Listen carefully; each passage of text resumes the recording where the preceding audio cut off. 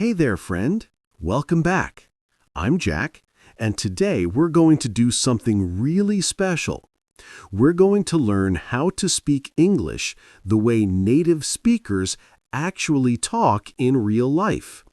Not from textbooks, not from boring grammar rules, but from everyday conversations. And here's the best part.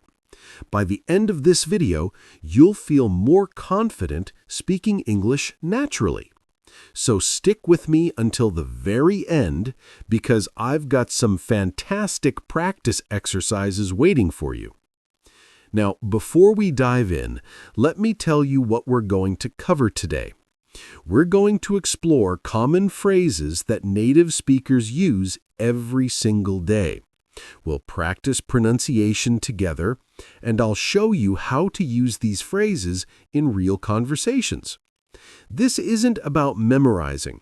It's about feeling comfortable when you speak.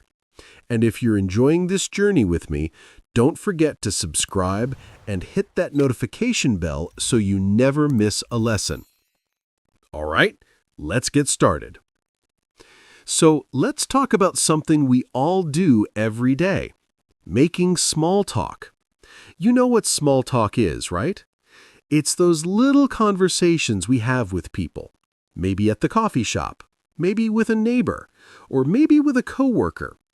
And here's the thing. Small talk in English is actually pretty simple once you know the patterns. Let's start with greetings. Instead of just saying, "Hello, how are you?" native speakers often say things like, "Hey, how's it going?" or "What's up?" or even, "How've you been?"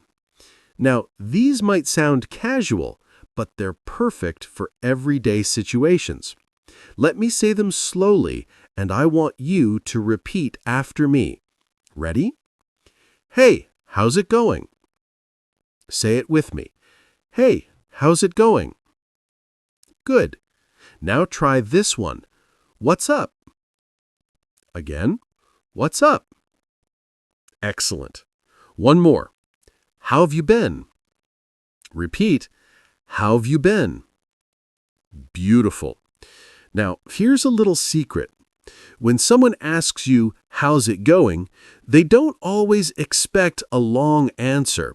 You can simply say, pretty good, thanks, or not bad, how about you? Let's practice those responses. Pretty good, thanks. Your turn. Pretty good, thanks. And now, not bad, how about you? Repeat. Not bad, how about you? Fantastic.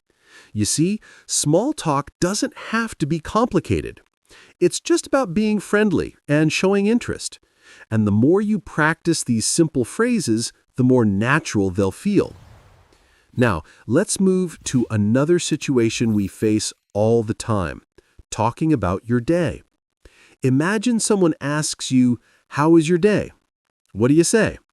Well, native speakers use lots of simple expressions to describe their day. Let me give you some examples. If you had a good day, you might say, it was great, or I had a really nice day. If it was just okay, you could say, it was all right, or nothing special, just a regular day. And if it was a tough day, you might say, it was a bit rough, or I've had better days. Let me say these slowly, and you practice with me. It was great. Now you. It was great. Next one, nothing special, just a regular day. Repeat. Nothing special, just a regular day. And this one, I've had better days. Your turn. I've had better days. Perfect. Now, here's where it gets interesting. Native speakers often add a little bit more detail to make the conversation flow naturally. For example, instead of just saying, it was great, you might say, it was great. I finished a big project at work. Or instead of, it was a bit rough, you could say, it was a bit rough. I didn't sleep well last night. Let's practice adding details. I'll say a phrase, and then you repeat it with me. It was great. I met an old friend for coffee. Repeat. It was great. I met an old friend for coffee. Now try.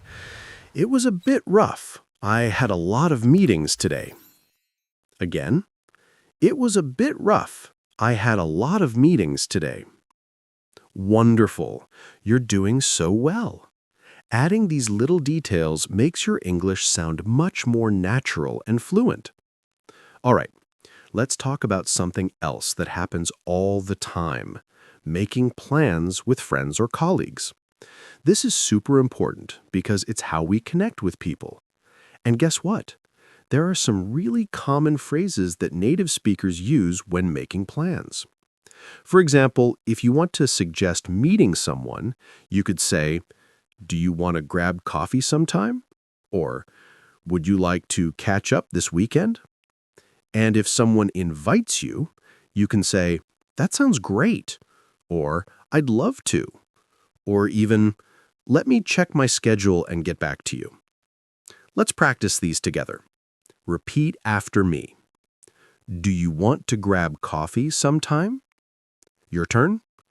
Do you want to grab coffee sometime? Now this one. Would you like to catch up this weekend? Repeat.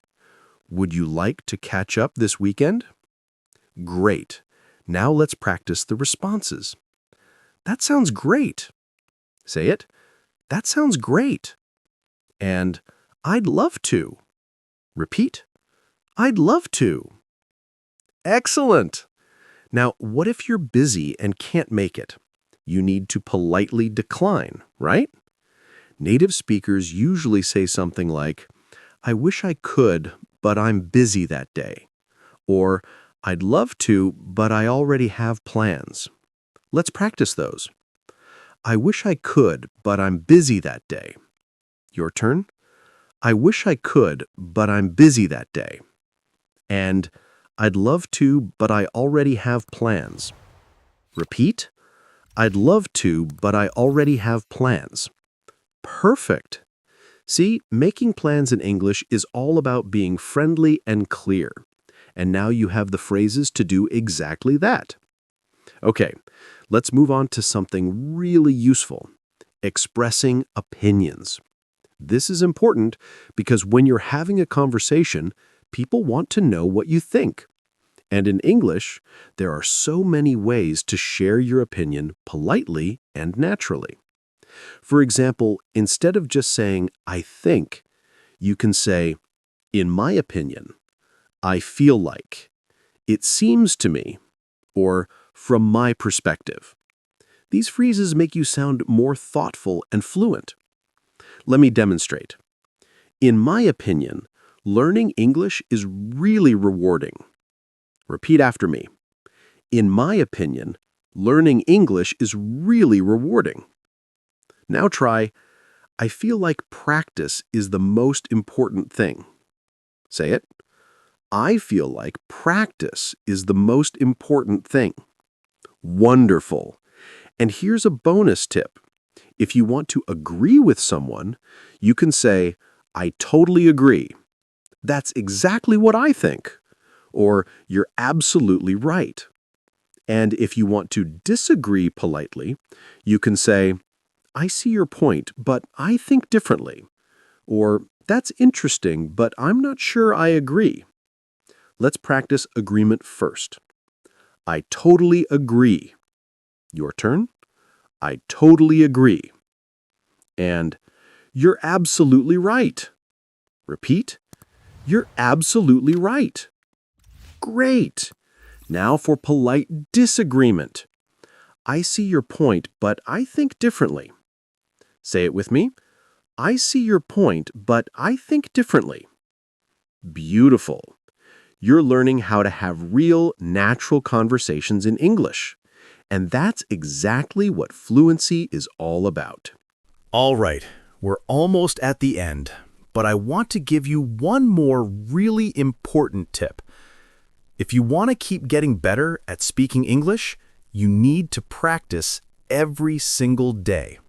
It doesn't have to be hours and hours. Even just 5 or 10 minutes a day makes a huge difference. Talk to yourself in English.